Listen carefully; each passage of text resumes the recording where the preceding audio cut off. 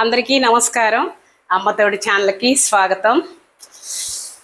ధర్మపీఠం దద్దరిల్లిపోయింది. YouTube అంతా షేక్ అయిపోయింది. చిర్రావు guarantee ఏమనుకుంటున్నారు మజాక? కొన్ని పెద్ద పాములండి, అనకొండ, కింగ్ కోబ్రా, తాసుబాము, శ్వేతనాగులు అవన్నీ చక్కగా పడుకొని చూస్తూ ఉన్నాయి. కొన్ని పాములు ఉన్నాయండి, అవేమో నీళ్ళ పాములు, బురద పాములు, మట్టి పాములు, ఎర్ర పాములు, పచ్చ పాములు, అట్టాటి కట్ల పాములు. అవి చిన్న చిన్న పాములు అనమాట. అవేమో లేచి బుస్సు బుస్సు బుస్సు బుస్సు అని బుస్సులు పడుతున్నాయి. ఈ చిర్రావు గారేమో, సత్యభామ గారేమో బాణాలేమో జయమ్మ గారికి వేస్తూ ఉన్నారు. రోజుకు 2, రోజుకు 3 వేస్తానే ఉన్నారు. వేస్తుంటే ఆమె ఏమో బాణాలు వేస్తే కదా, ఆమె బాణాలు వేయకుండా పూజ గదిలో కూర్చొని ఏడుచుకుంటూ పూజ చేసుకుంటుంది.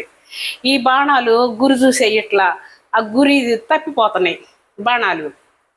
ఈ పాములు ఉన్నారు కదా, ఈ పాములు ఏమో బుసలు కొడుతున్నాయే కానీ కాట్లు ఇట్లా ఎట్లా అబ్బాయి ఎట్లాగా బాణాలు తగలటల్లా ఈ కాట్లు వేయట్లేదు ఎట్లాగా అని అనుకునేసరికి అది కాస్త యుద్ధం ముగిసిపోయింది. అంతకుముందండి యుద్ధం జరిగింది. నరకాసురుడు, సత్యభామ యుద్ధం అనమాట. ఇద్దరు హోరహోరీగా పోట్లాడుకున్నారు. ఈ సత్యభామ 2 వేస్తే నరకాసురుడు 3 వేసేవాళ్ళు. ఈయన 4 వేస్తే ఆయన ఒక 4 వేసేవాడు. భలే హోరహోరీగా ఉండేది. పాపం నరకాసురుడు దెబ్బకి సత్యభామ గారు బౌన్స్లర్లు పెట్టుకొని తిరిగారండి బయటికి వెళ్ళేటప్పుడు. పాపం ఆమె చెప్పింది. ఆయనేమో గమ్మునైపోయాడు, కామ్ అయిపోయారు. చక్కగా ఇద్దరు ఫ్రెండ్స్ అయిపోయినారు. చాలా బాగుంది యూట్యూబ్. తర్వాత అండి చిర్రావు గారు మీరు రూమ్లో కూర్చొని బాణాలు వేయండి. మీరు మాత్రం పబ్లిక్లోకి రాబాకండి. ఎందుకంటే యూట్యూబర్ని తీసుకొని, భీమవరం వాళ్ళని తీసుకొని ఆమె ఇంటి ముందు మీరు ధర్నా చేస్తానంటున్నారు. అప్పుడు అన్నారు కదా, అట్టా ఎప్పుడు ఆ పని చేయబాకండి. ఎందుకంటే మీకు కూడా హ్యాటర్స్ ఉంటారు, రాళ్ళు వేస్తారు.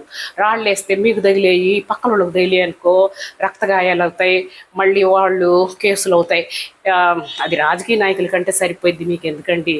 వద్దులేండి, మీరు రూమ్లో కూర్చొని బాణాలు వేయండి. ప్రశాంతంగా అయిపోయింది కదా, ప్రశాంతంగా నిద్రపోండి, హ్యాపీగా. అసలు టెన్షన్ పడబాకండి, బీపీలు షుగర్లు వస్తాయి. మీ వెనక ఒక అతను ఉన్నాడండి, ట్రోలర్ గాడు.